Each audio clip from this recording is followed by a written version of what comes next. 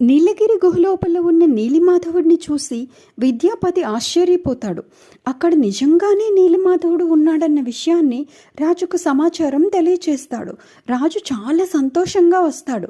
అప్పుడు రాజుతో కలిసి విద్యాపతి మొలచిన ఆవ మొక్కలను అనుసరించి గుహలోపలికి వెళ్తాడు.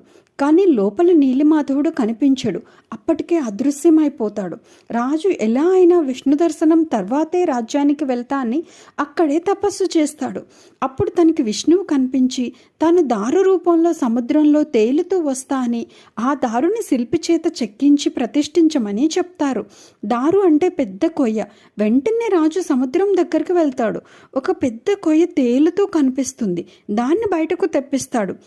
విశ్వకర్మ ఒక వృద్ధ బ్రాహ్మణ రూపంలో వచ్చి దాన్ని చెక్కి విగ్రహాలను తయారు చేస్తానని చెప్తారు. కానీ తాను చెక్కటం పూర్తయ్యే వరకు ఎవ్వరూ చూడకూడదని, మూసిన తలుపులు తెరవకూడదని షరతు విధిస్తాడు. ఆ పెద్ద కొయ్యను తీసుకొని ఒక గదిలోకి వెళ్ళి తలుపులు మూసివేస్తారు విశ్వకర్మ.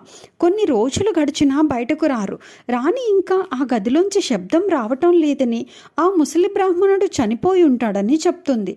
రాజు ఆ గది తలుపులు తెరిపిస్తాడు. తలుపులు తెరవగానే జగన్నాథుడు, బలరాముడు, సుభద్రాదేవి విగ్రహాలు ఉంటాయి.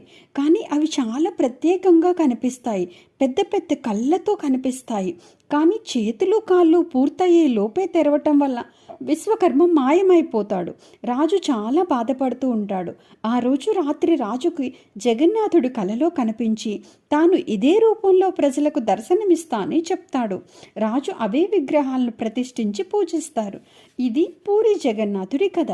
మీరు ఇంతవరకు చూసిన వీడియో కొంపల్లి భక్తి కుటీర్ మరియు ఇస్కాన్ వారు చేసిన జగన్నాథుని రథయాత్ర. జగన్నాథుని ఆశీర్వాదంతో అందరూ ఆయురారోగ్యాలతో సుఖ సంతోషంతో ఉండాలని కోరుకుంటూ అందరూ చెప్పండి జై జగన్నాథ్.